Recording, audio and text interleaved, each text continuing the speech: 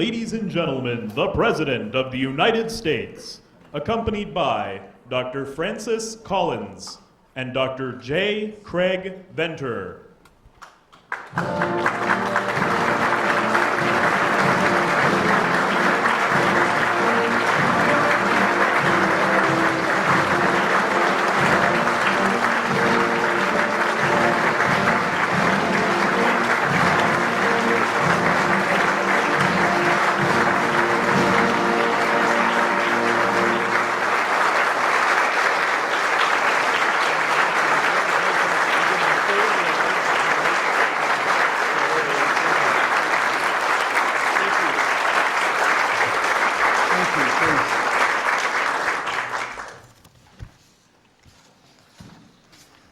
Good morning.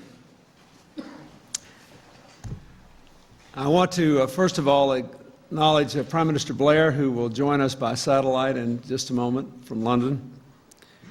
I want to welcome here the ambassadors from the United Kingdom, Japan, Germany, France, and I'd also like to acknowledge the contributions not only that their scientists, but also scientists from China made to the vast international consortium that is the Human Genome Project. I thank Secretary Shalala, who could not be here today, and Secretary Richardson, who is here, Dr. Ruth Kirstein, Dr. Ari Patronos, scientists of the Department of Health and Human Services and the Department of Energy, who have played an important role in the Human Genome Project. I want to say a special word of thanks to my science advisor, Dr. Neil Lane, and of course to Dr. Francis Collins, the director of the International Human Genome Project, and to the SOLARA president, Craig Venter. I thank Senator Harkin and Senator Sarbanes for being here and the other distinguished guests. Nearly 2 centuries ago, in this room, on this floor, Thomas Jefferson and a trusted aide spread out a magnificent map, a map Jefferson had long prayed he would get to see in his lifetime. The aide was Meriwether Lewis, and the map was the product of his courageous expedition across the American frontier all the way to the Pacific. It was a map that defined the contours and forever expanded the frontiers of our continent and our imagination. Today, the world is joining us here in the East Room to behold a map of even greater significance. We are here to celebrate the completion of the first survey of the entire human genome. Without a doubt, this is the most important, most wondrous map ever produced by humankind. The moment we are here to witness was brought about through brilliant and painstaking work of scientists all over the world, including many men and women here today. It was not even 50 years ago that a young Englishman named Crick and a brash, even younger American named Watson first discovered the elegant structure of our genetic code. Dr. Watson, the way you announced your discovery in the journal Nature was one of the great understatements of all time. This structure has novel features which are of considerable biological interest. Thank you, sir.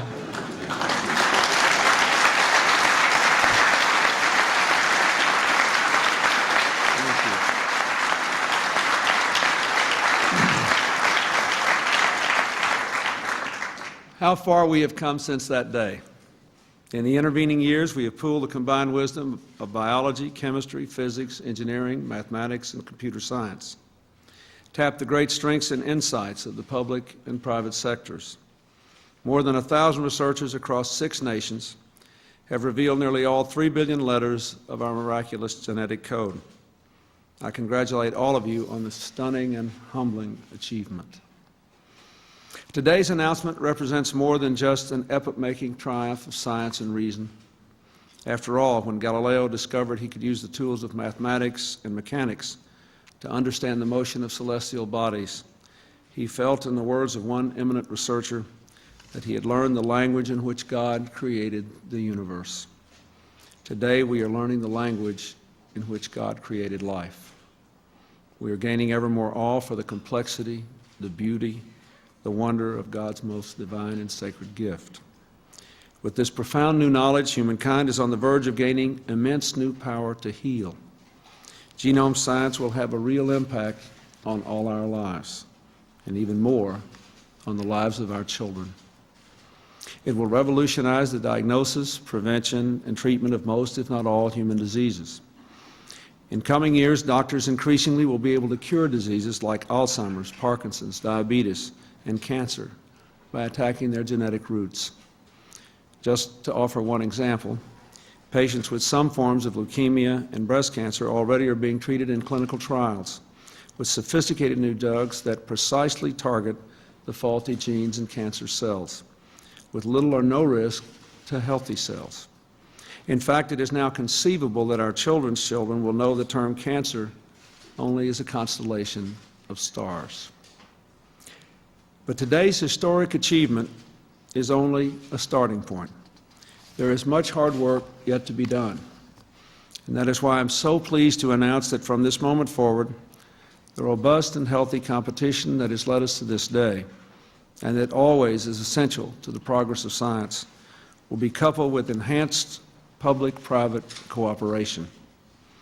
Public and private research teams are committed to publishing their genomic data simultaneously later this year for the benefit of researchers in every corner of the globe. And after publication, both sets of teams will join together for an historic sequence analysis conference. Together they will examine what scientific insights have been gleaned from both efforts and how we can most judiciously proceed toward the next majestic horizons. What are those next horizons? Well, first, we will complete a virtually error-free final draft of the human genome before the 50th anniversary of the discovery of the double helix, less than 3 years from now. Second, through sustained and vigorous support for public and private research, we must sort through this trove of genomic data to identify every human gene. We must discover the function of these genes and their protein products. And then we must rapidly convert that knowledge into treatments that can lengthen and enrich lives. I want to emphasize that biotechnology companies are absolutely essential in this endeavor, for it is they who will bring to the market the life-enhancing applications of the information from the human genome. And for that reason, this administration is committed to helping them to make the kind of long-term investments that will change the face of medicine forever. The third horizon that lies before us is one that science cannot approach alone. It is the horizon that represents the ethical, moral, and spiritual dimension of the power we now possess. We must not shrink from exploring that far frontier of science. But as we consider how to use new discovery, we must also not retreat from our oldest and most cherished human values. We must ensure that new genome science and its benefits will be directed toward making life better for all citizens of the world, never just a privileged few. As we unlock the secrets of the human genome, we must work simultaneously to ensure that new discoveries never pry open the doors of privacy.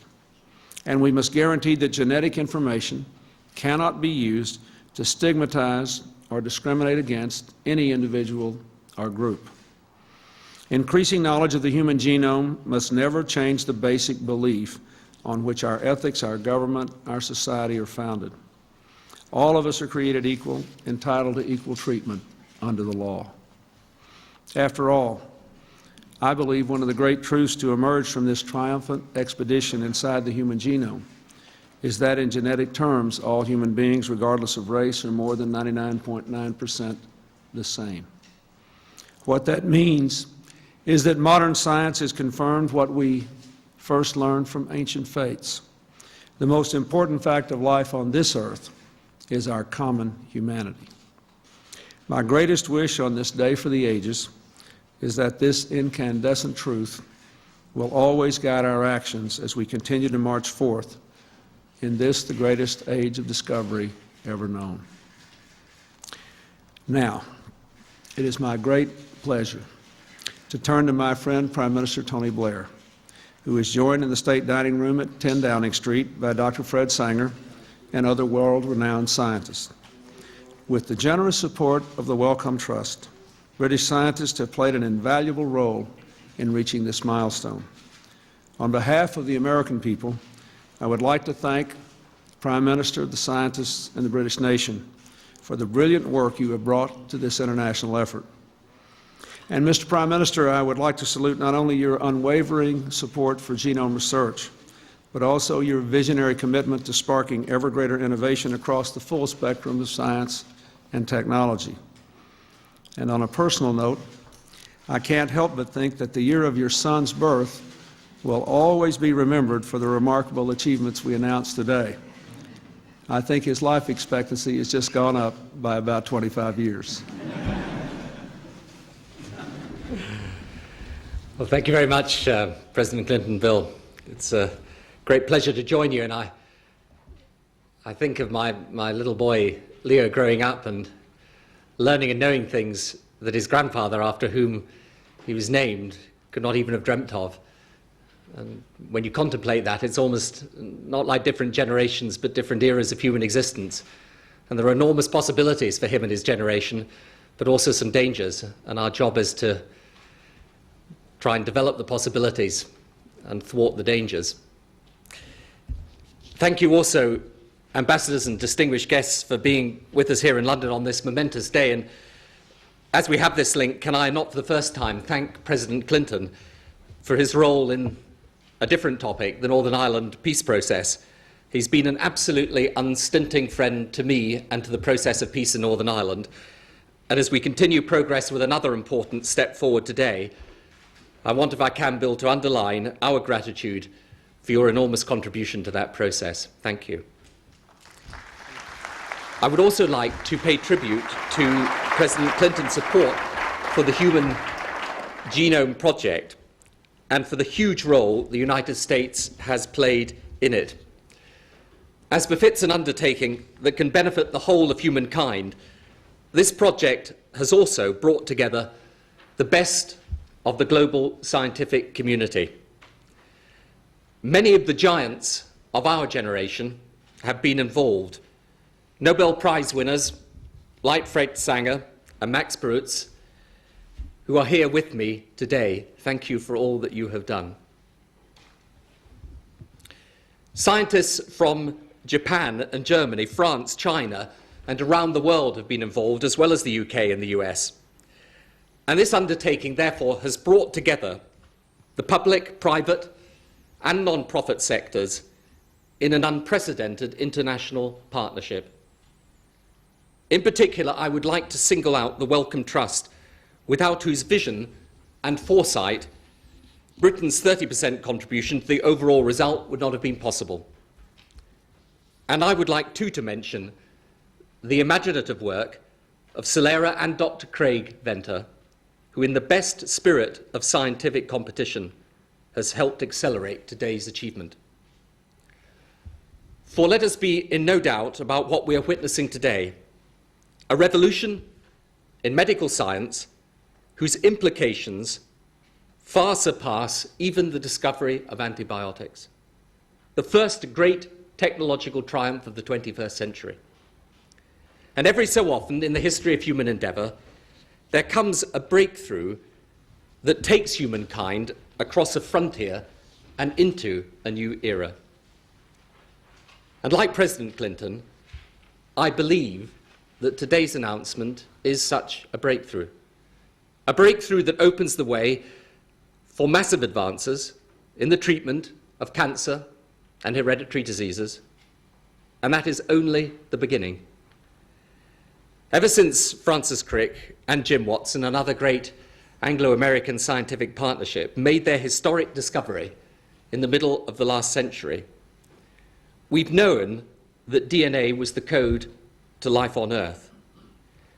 And yet I guess for Crick and Watson, the process of identifying the billions of units of DNA and piecing them together to form a working blueprint of the human race must have seemed almost a superhuman task beyond the reach of their generation. And yet today, it is all but complete.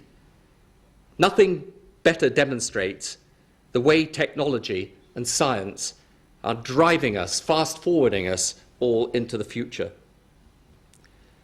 But with the power of this discovery comes, of course, the responsibility to use it wisely.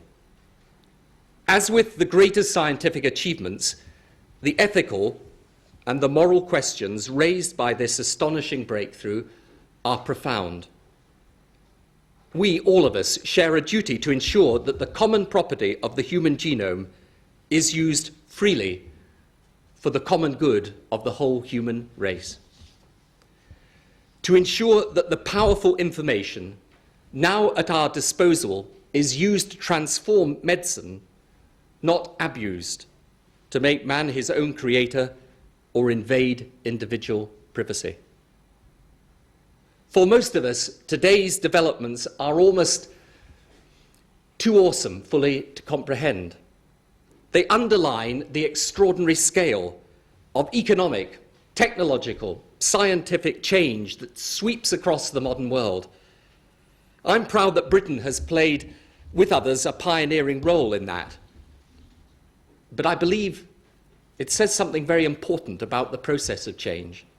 We cannot resist change, but our job, indeed our duty, is to make sense of change, to help people through it, to seize the massive opportunities for better health and a better quality of life, and then, with equal vigour, to minimise the threats such developments pose.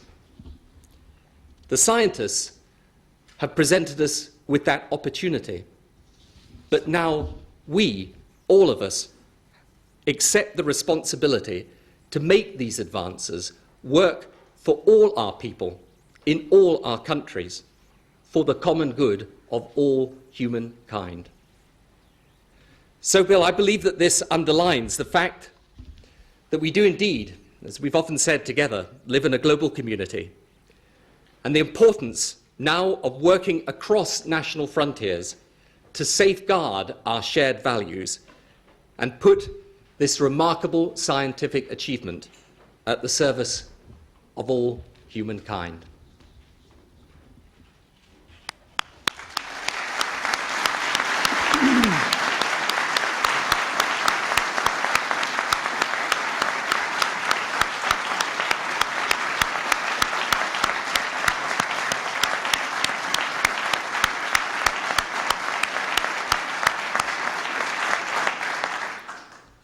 Tony, if I could, I would like to pick up on your last remark. I think everybody genuinely is concerned about the issues you raised, the privacy issues, and the whole general set of ethical, social, and legal issues. And it strikes me that our scientists, the British and the American scientists, our French, German, Chinese counterparts who worked on this, we're working toward a single, clearly defined goal. In all those countries and in the other countries of the world that will have to live with both the benefits and the challenges of these discoveries, there are different legal systems, different social mores, but I think that it would be a very good thing if the U.S., the U.K., and anybody else that wants to work with us could have the same sort of joint endeavor we've had with the human genome to deal with the implications of this, to deal with the legal, the social, the ethical implications. We may have differences from country to country, but I think that if we work together, we'll give a higher sense of urgency to the project and we'll get a better product. And so I'm offering you another partnership. It's easy for me to do because you'll have to do it and I'll be gone, but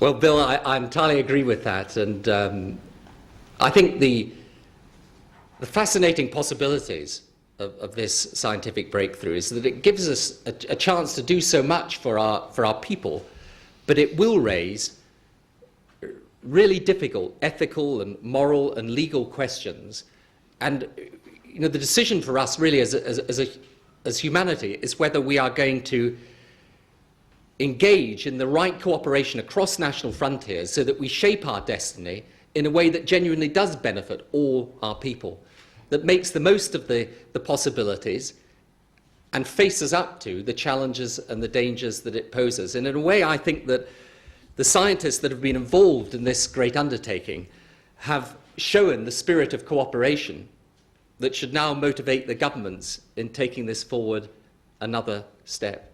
They have given us this opportunity, but we, all of us, are going to have a common responsibility in using it in the right way. So, as we now go to join our separate events on either side of the Atlantic, I think and believe that that spirit of cooperation, along with the scientific achievement, is something that we can all celebrate. And I'm once again proud to have taken part in this event with you, Bill, and all the very best to you and all your team for the work that you've done. Thank you. Thank you.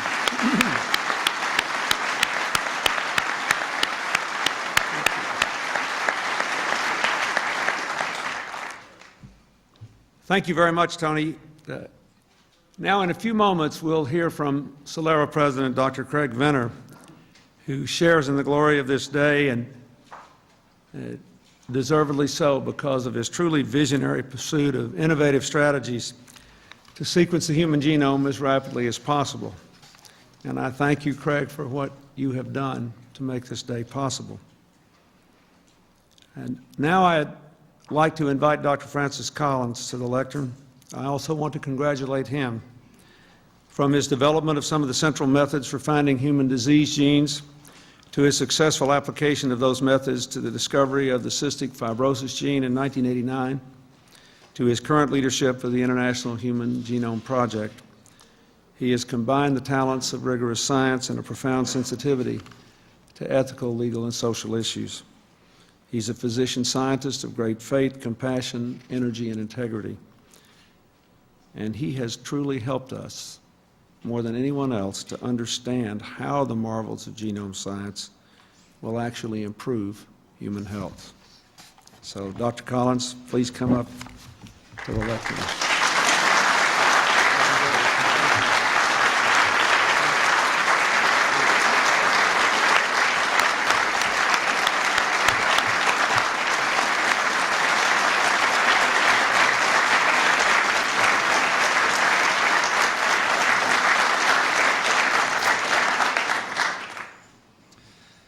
Mr. President, distinguished ambassadors, ladies and gentlemen, it is truly a humbling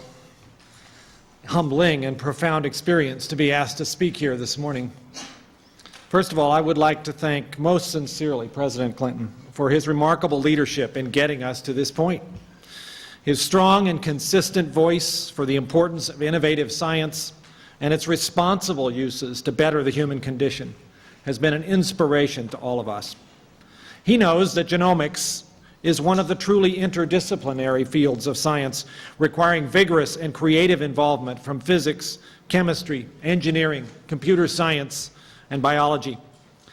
I have also had the privilege to witness time and again the President's personal conviction that we must apply just as much energy and attention to solving the ethical, legal, and social issues as we do to the bench research, and you saw that demonstrated again a few moments ago.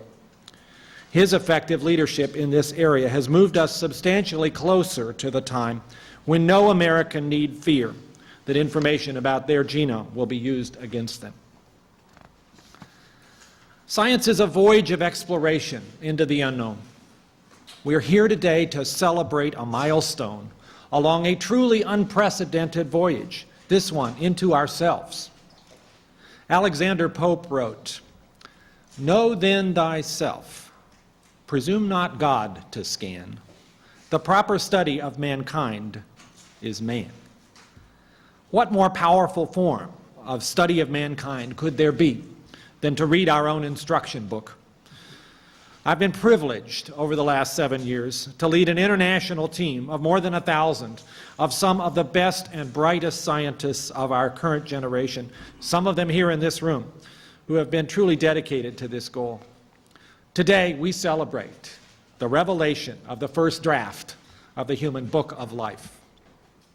Now, this milestone could only have come about with a happy combination of vision, determination, creative innovation, and teamwork, and we stand on many shoulders here today. Beginning 15 years ago, leaders in the Department of Energy, the National Academy of Sciences, and the National Institutes of Health began to dream this dream. At first, many thought it unrealistic and unattainable. yet inspired by visionaries such as James Watson, who's here with us this morning, creative geniuses such as Waterston, Sulston, Lander, Branscombe, Gibbs, and many others here with us this morning entered the fray. The vigorous involvement of talented colleagues in other countries, now including China, France, Germany, Japan, and the United Kingdom, have made this project particularly gratifying to me. I would also like to recognize publicly the dedicated leadership of my friend and colleague, Ari Petrinos, of the Department of Energy, in moving this project forward so effectively here in the U.S. Surely, the human genome is our shared inheritance, and it is fitting and proper that we are all working on it together.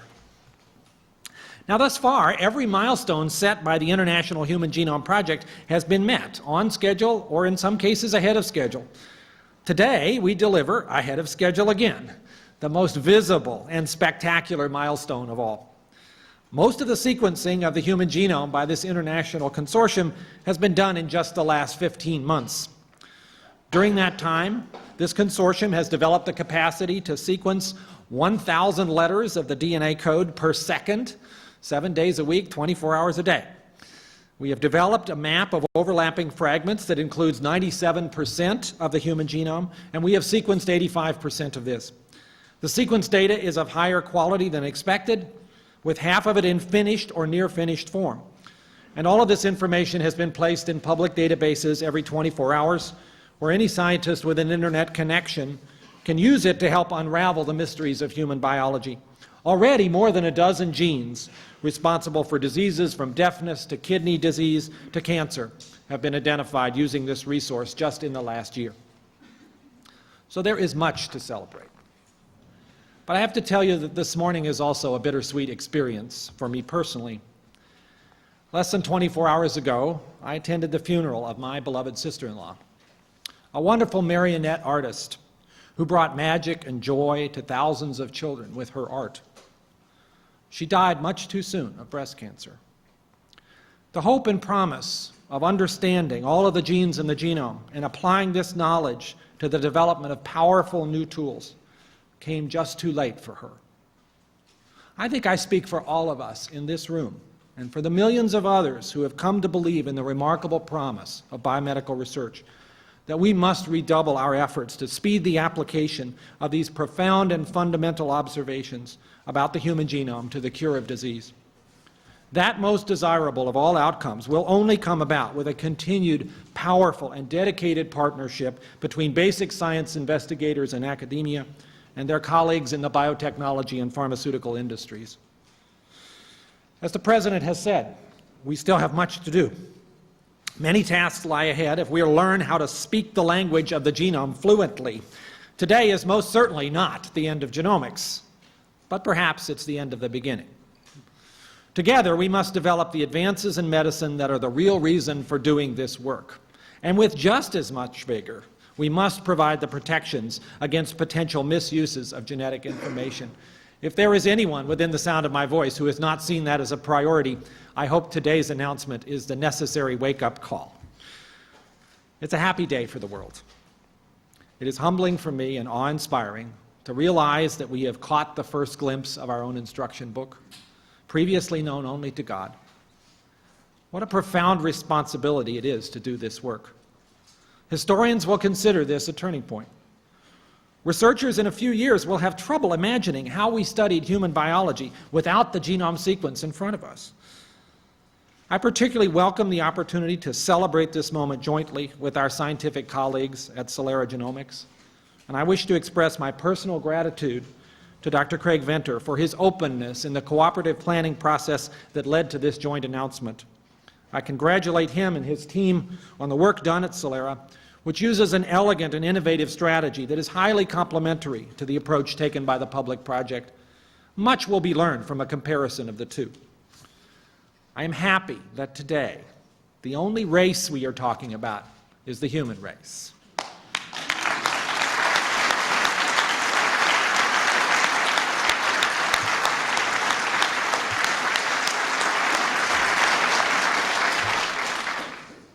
It is now my distinct pleasure to introduce to you Dr. J. Craig Venter, the President of Celera Genomics. Inspired by a life-changing experience as a medical corpsman in Vietnam, Craig charged into the field of human biology with remarkable energy and determination. Never satisfied with the status quo, always seeking new technology, inventing new approaches when the old ones wouldn't do, he has made profound contributions to the field of genomics. His development of the express sequence tag, or EST, approach for sampling the expressed part of the genome reduced to practice the notion of considering the human genome as a bounded but ascertainable set of information. Just a few years later, he electrified the scientific community by publishing with his colleague Hamilton Smith the complete sequence of a free-living organism, the bacterium Haemophilus influenzae. And just 3 months ago, using the innovative whole genome shotgun approach he developed, and working with Jerry Rubin of the University of California at Berkeley, he and his colleagues published a sequence of the fruit fly, Drosophila, another remarkable milestone in biology. Articulate, provocative, and never complacent, he has ushered in a new way of thinking about biology. Now, under his leadership, Celera Genomics has accomplished a remarkable goal, their own first assembly of the human genome sequence. It is an honor and a pleasure to invite him to tell you about this landmark achievement.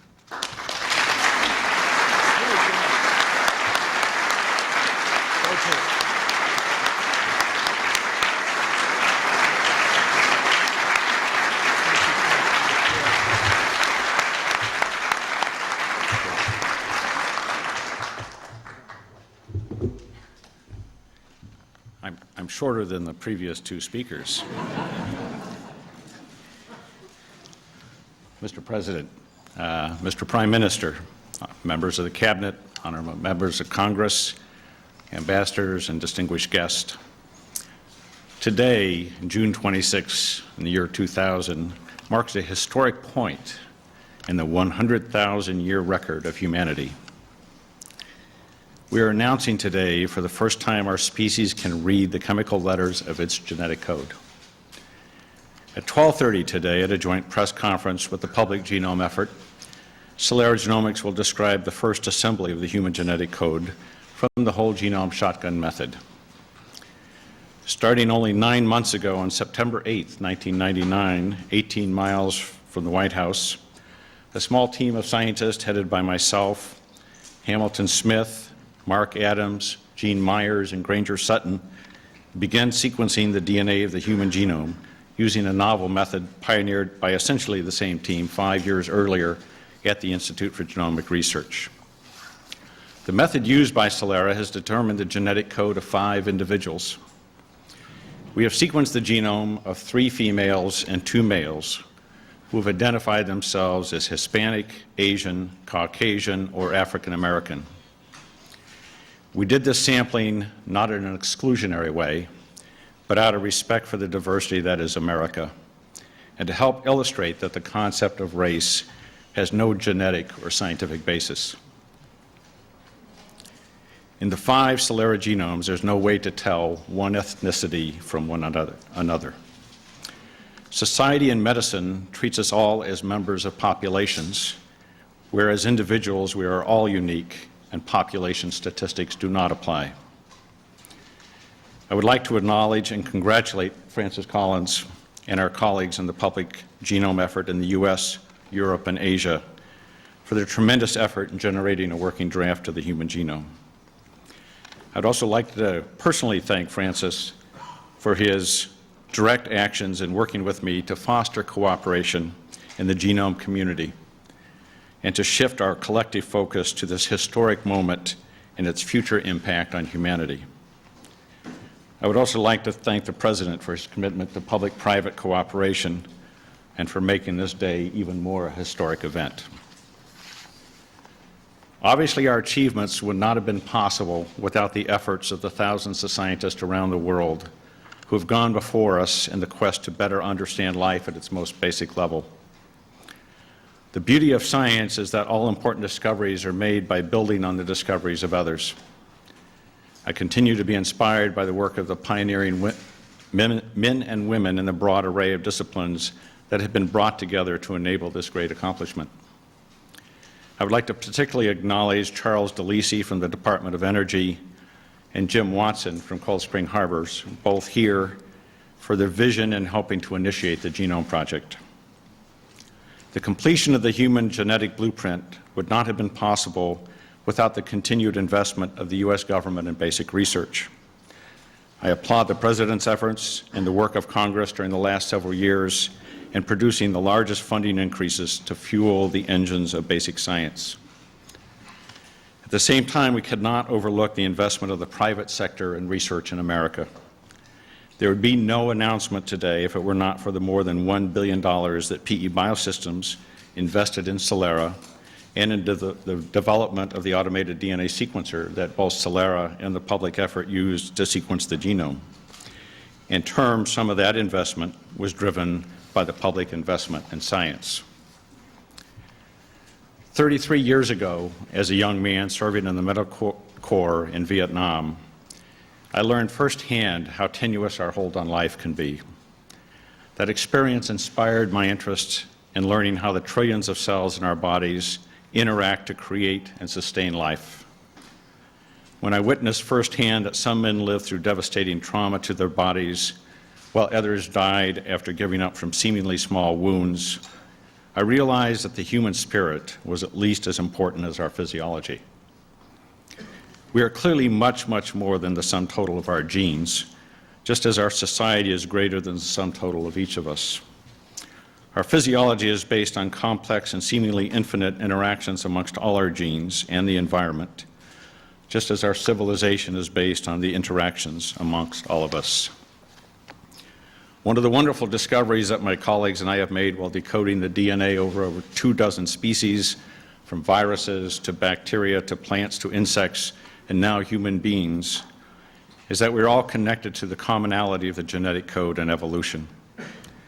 When life is reduced to its very essence, we find that we have many genes in common with every species on Earth, and that we are not so different from one another. You may be surprised to learn that your sequencers are greater than 90% identical to proteins in other animals.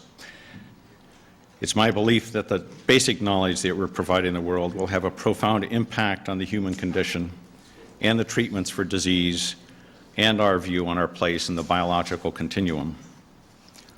The genome sequence represents a new starting point for science and medicine with potential impact on every disease. Taking the example cancer, each day approximately 2,000 people die in America from cancer. As a consequence of the genome efforts that you've heard described by Dr. Collins and myself this morning, and the research that will be catalyzed by this information, there is at least the potential to reduce the number of cancer deaths to zero during our lifetimes. The development of new therapeutics will require continued public investment in basic science and the translations of discoveries into new medicine by the biotech and pharmaceutical industry. However, I am concerned, as many of you are, that there are some who will want to use this new knowledge as a basis of discrimination. A CNN Time poll this morning reported that 46% of Americans polled believe that the impact of the Human Genome Project will be negative. We must work together towards higher science literacy and the wise use of our common heritage. I know from personal discussions with the President over the past several years and his comments here this morning that genetic discrimination has been one of his major concerns about the impact of the genomic revolution. While those who will base social decisions on genetic reductionism will be ultimately defeated by science, new laws to protect us from genetic discrimination are critical in order to maximize the medical benefits from genome discoveries. Some have said to me that sequencing the human genome will diminish humanity by taking the mystery out of life. Poets have argued that genome sequencing is an example of sterilizing reductionism that will rob them of their inspiration. Nothing could be further from the truth. The complexities and wonder of how the inanimate chemicals that are our genetic code give rise to the imponderables of the human spirit should keep poets and philosophers inspired for the millenniums. Thank you.